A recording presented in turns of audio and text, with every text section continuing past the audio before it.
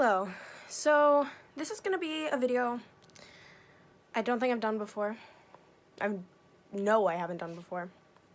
And I wasn't planning on doing a video like this. But I felt the need to. And I know the person that I'm gonna be saying this stuff to will probably never see this video. And I'm okay with that. But this morning, I was eating breakfast and an Instagram notification popped up about a post that someone I followed had made. Keegan, if you know me, you've probably heard that name before, or you've heard of Vinyl Theater, because I'm in love with the band and his solo projects. I think he's just an amazing person, and his music and their music has been there for me through a lot of stuff that I've gone through in the past year. And that's kind of what this video is about. He's moving from Milwaukee to Austin, Texas, to kind of work on his solo music, I guess, a little bit more. So I had some things that I wanted to say to him.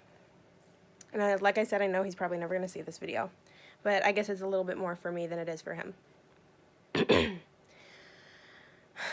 Over a year ago, on, November 18th of 2017, I saw a post on Instagram that one of my old friends from elementary school had put up about a concert that she had gone to the night before, or the week before, or something like that. And there was a band name on there, Vinyl Theater. I remember thinking that is a really strange name. Never heard it before. And I mean, if I knew what I know now, that is not the strangest band name or musician name I would come across by far. But I didn't know that. So I went on Spotify and I searched them up. And since I didn't have Spotify Premium, I put them on shuffle. And the first song to play was Tokyo. Now, since then, that song has had many different meanings for me. Meanings of new things coming, old things ending, and things that probably shouldn't have been, but were. I started listening to some of their music, fell in love with some of their music, and by April 5th of 2018, I had listened to most of their songs that I could find and that I had time to listen to. And I had bought tickets to go and see them and Vespertine perform live at one of my favorite venues, the Old Rock House. And I went, not really expecting it to be a night that I would remember forever as this night that kind of changed my life. I went that night with a friend of mine. Vespertine didn't actually go up on stage first. Another band called Jet Black Alley Cat went up before them. My friend thought they were weird. I thought they were amazing. Their guitar parts were incredible, the drumming was sensational, and the singer had no fear. It was something that I still to this day remember as a memorable moment from that night. Then Vespertine went up, played some great songs, and then I waited the 10 to 15 minutes to see the band that I had been waiting months to see. They go up on stage and they start to play. And I remember that night being something so incredible because it was a night where music became this sort of therapeutic experience for me. Going to concerts wasn't about standing in the same room or being in the same room as someone that you idolized, music became this thing where I could listen to it super loud with a bunch of other people who appreciated it, and it could heal me from the inside out, and it was beautiful. So I got a t-shirt and nervously waited in line to get them to sign it and to get a picture with them. I thought I was going to be cool because my dad's a musician, so obviously I was going to be just fine. I was far from it. I was so nervous because you don't think about it as you're meeting musicians. You think about it as you're meeting these people who have somehow changed your life. So I got up there. I tried to say hello. I asked for an autograph and for a picture, and I took the picture. I still have those pictures on my phone. I also got a picture with the lead singer of Jet Black Alley Cat because, of course, I was going to. And then I went home. Fast forward a little bit, summer came along. And if you've watched my videos for a while, then you know summer was kind of a hard time for me. So I started listening to their music a little bit more, listening to the lyrics a little bit more, listening to the guitar parts a little bit more, playing guitar a little bit more. And August came around. Or I guess I should say the end of August came around. That Monday, I can't remember the date exactly, but that Monday, over text message, I was broken up with. It was hard. I was a wreck. And I remember thinking for those next 4 days that it was going to be the worst week of my life. And then I was saved by these 3 guys who barely know who I am, and an album that has changed my life more than any artist's album has ever changed my life. On August 31st, Star Cruiser came out. I listened to it as I got ready for school. The songs were upbeat and they were fun. Until I got to the middle of the album and the song Don't Worry played. I cried. The songs got happier again, and then Done With These Days came on. I cried again. And then the album ended with a beautifully done acoustic track called Dream of Me. I listened to that album on repeat for the rest of the day. And I didn't cry. It was this beautiful, peaceful day. And it was the first time that week that I hadn't cried. And now when I look back on that week, I don't think of it as the week that this guy who pretended to know who I was broke up with me and hurt me. I think of it as the week that 3 guys from Milwaukee saved my life. Because they did. And they will probably never know that. Or at least that's what I thought then. But then, September 20th came along. September 20th, 2018. They were coming back in town with Jet Black Alley Cat, The Catching, and The Royal Teeth. I couldn't find The Catching on any platform. I didn't think of trying iTunes because I wasn't going to download music without knowing if I liked it or not, and of course, my dumb self thought that YouTube wasn't going to be very much help, so I didn't try it. I almost didn't go that night. I almost said I can't do it and stayed home. Until one of my friends, Korean, told me that just because I was going alone didn't mean that I wasn't going to enjoy myself and that I wasn't going to have a good time. So I went, and Jet Black Alley Cat opened again. And unlike the first time I had seen them, I got up and I went into the crowd. I videotaped some of them, some of the songs they played, and I danced and I sang.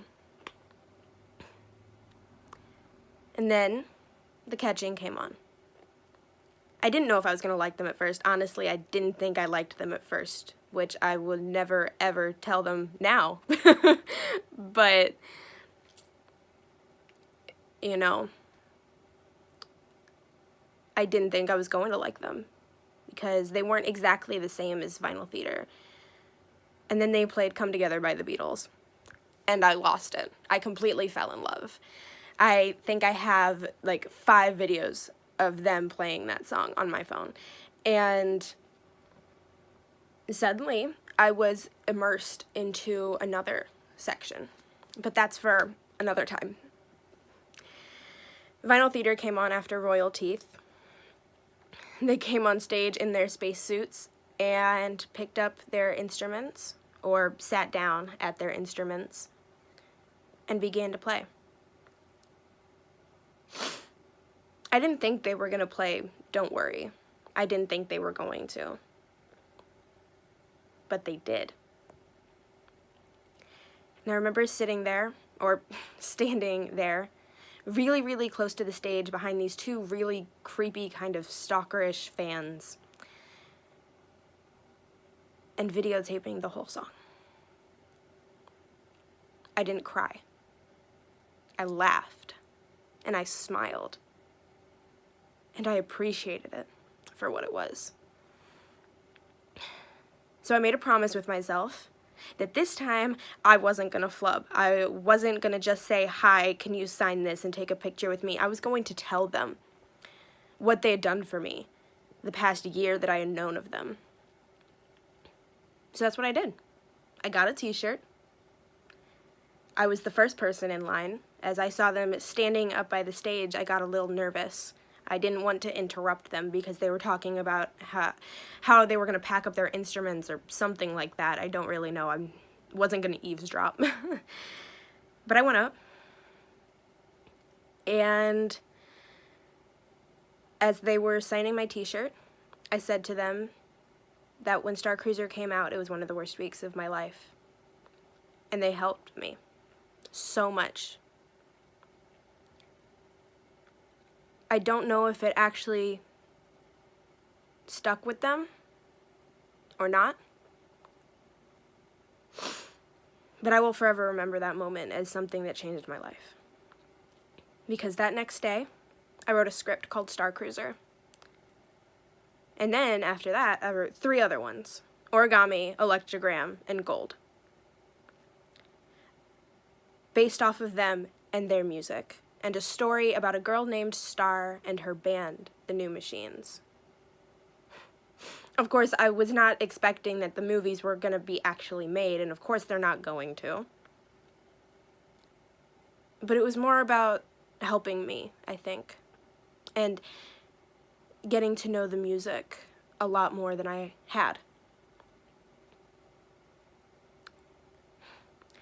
By that time, I was fully immersed into the world of the Catching. I'd fallen in love with them.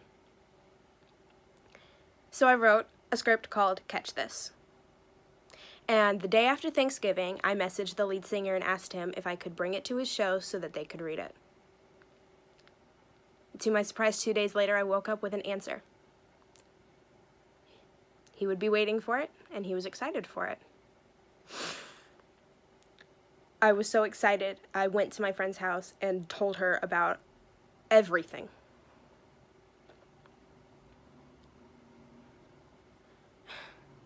And it's kind of crazy to think about the fact that a year and a half ago, I never knew that these people existed. A year and a half ago, these people meant nothing to me. If I would have heard the name Vinyl Theater or The Catching, I would have said, who? Who are they? What do they do? And to be honest, a year and a half ago, I probably wouldn't have liked them. A year and a half ago, I was this innocent pop princess type of character that, looking back on, I don't regret, but I kind of hate because I'm not like that anymore. I mean, I tried to watch New Year's Rockin' Eve this year, and I could barely make it through like 45 minutes of it because I knew none of the music. But then again, if you had gotten Vinyl Theater, The Catching, Vespertine, Jet Black, Alley Cat, Ann Arbor, The Neighborhood, The 1975, The Killers, you gotten any one of those up there on that stage, and I would have enjoyed it for the rest of the night. December 10th, 2018, I stepped foot into the Foo Bar for the first time to see The Catching. Now, you might not think that The Catching has anything to do with what Keegan and Vinyl Theater has done for me, but trust me, I'm getting there. I gave them the script, they played, and I had this amazing conversation with the lead singer, Holden, about writing music.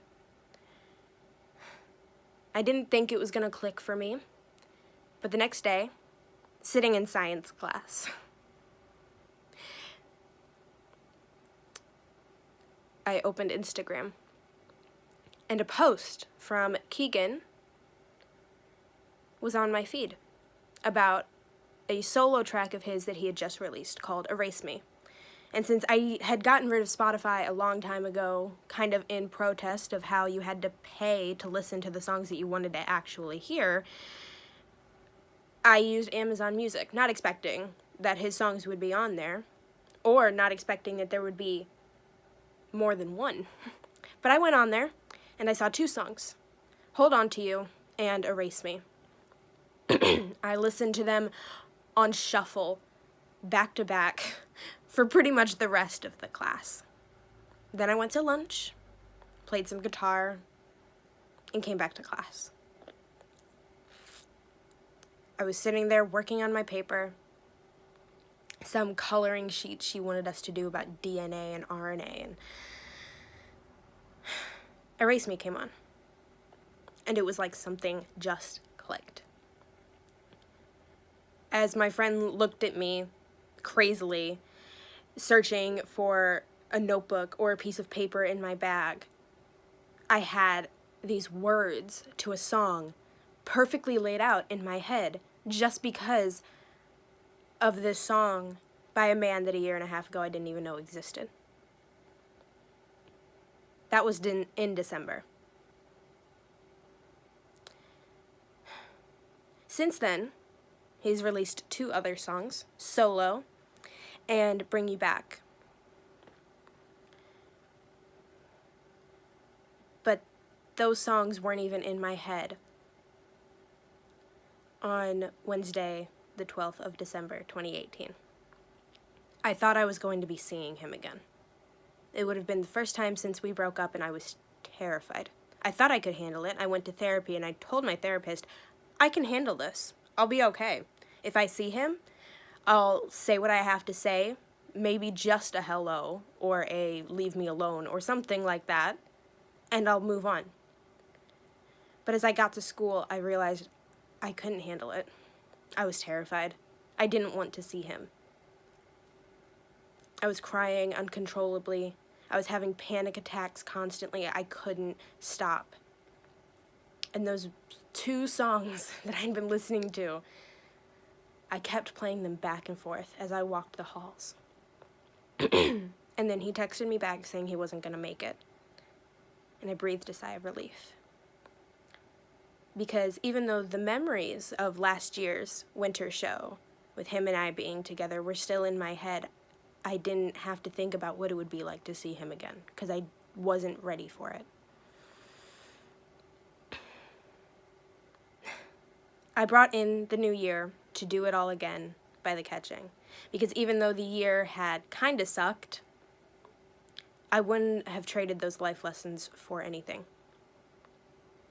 And when I heard recently that Keegan was moving from Milwaukee to Austin, a bunch of us fans on Twitter questioned what that meant for the band.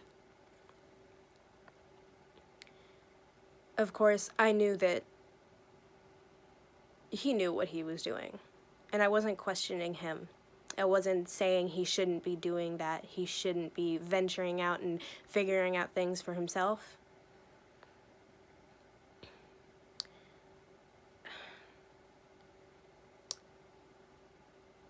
But I was most definitely scared that he was going to come around and say that this was the end of vinyl theater.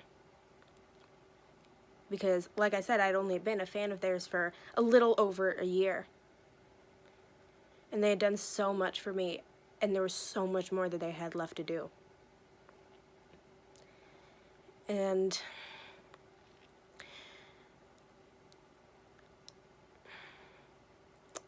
then today, I was eating breakfast, and a post popped up. I clicked it, and I read it. Music had stopped paying the bills. Which, of course, my dad had mentioned to me a lot. And I knew that Keegan was doing stuff on the side to make some cash, but I didn't realize that it was as hard as it was, because every time I had seen them, every video that they posted, every song that they made, every concert that I went to, they were happy. And they were happy to be doing something. And to me, I didn't understand how they could be happy about something that wasn't helping them. But they were. And I get that a little bit more now. But music stopped paying the bills for them. And he started working at one of those workout places as a stable job to come back to after touring. And reading that message this morning put a lot of things into light for me.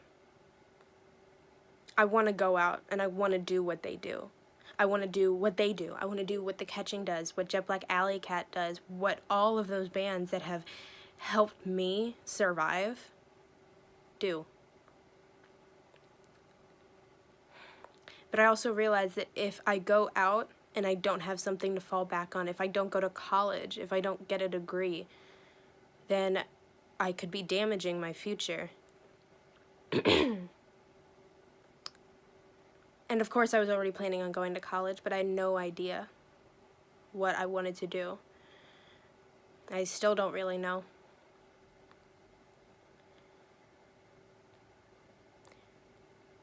And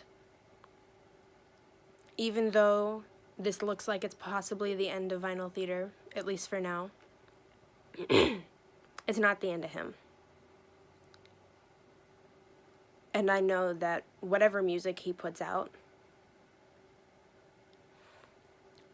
will be something that helps me for the rest of my life. And when I'm sad, I'll put on 30 Seconds or The Island. When I need to remember something, I'll put on Tokyo.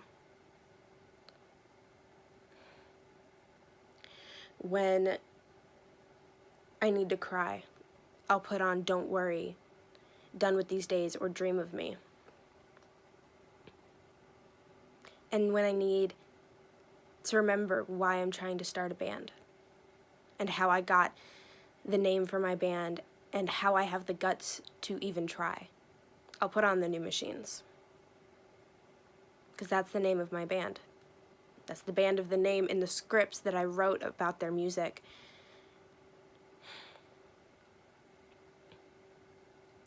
And they don't even know that I owe them my entire existence. I wouldn't have made it through last summer if it wasn't for them. I wouldn't have made it through the breakup if it wasn't for them. So even though this is the end of something, I honestly believe it's the beginning of something a lot greater than we know. So Keegan, if you ever do see this, which I know you won't, but if you do, know that there's one girl in the middle of South St. Louis, Missouri, going to school every day, writing music, playing guitar, making friends, writing movies, and enjoying life and appreciating themselves and loving themselves because of you. Because you've shown me a world that I didn't even know existed. You've shown me that there's more to a concert than the nosebleed seats in the back, because those are the cheapest ones and the ones that were actually the easiest to afford. And you've shown me that meeting bands, it's not because you're some amazing person, or it's not because you're extremely rich and you can afford a meet and greet pass. You go and you meet them because they've changed you. And even though they have so many other people who don't even know the name, you do.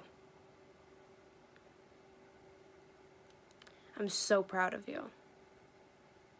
I don't know you. You don't know me. And I've only known of you for a little over a year. But every day, as I walk the halls, I listen to vinyl theater. On my walk home from the bus after school, I listen to vinyl theater. And at home, when I'm writing scripts or papers for school or things for therapy, I listen to you.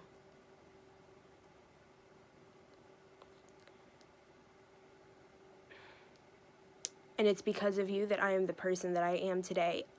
And I will forever thank you for that, no matter what you do with your life. Whether you continue to pursue music and you live by it, or whether you decide that it just isn't worth it anymore and you take a break and maybe you don't come back from that break.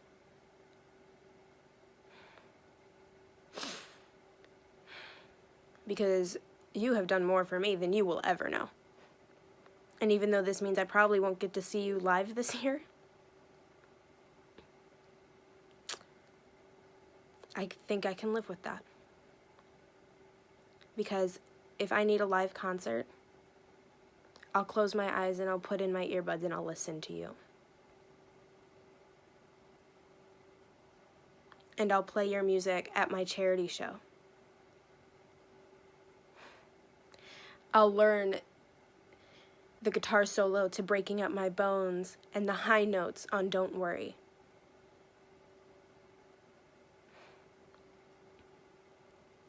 And I'll keep learning new bands and new artists to pass on, and maybe one day I'll be one of them. And there'll be another girl or guy or someone sitting in their bedroom having a terrible day, and they'll think, I'm gonna listen to her music.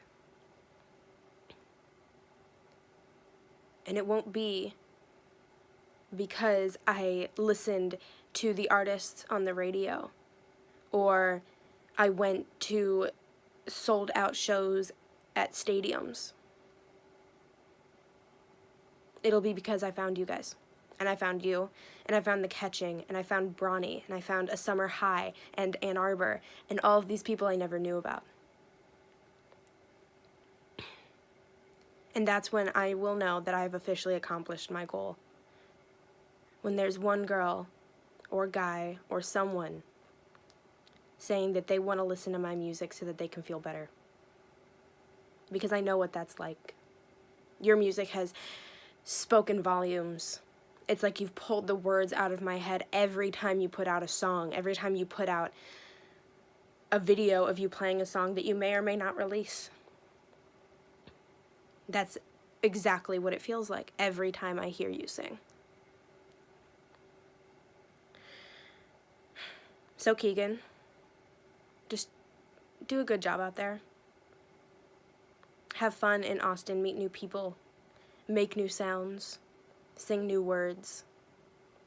But don't forget about the kids and the adults sitting at home listening to your music because you changed their lives.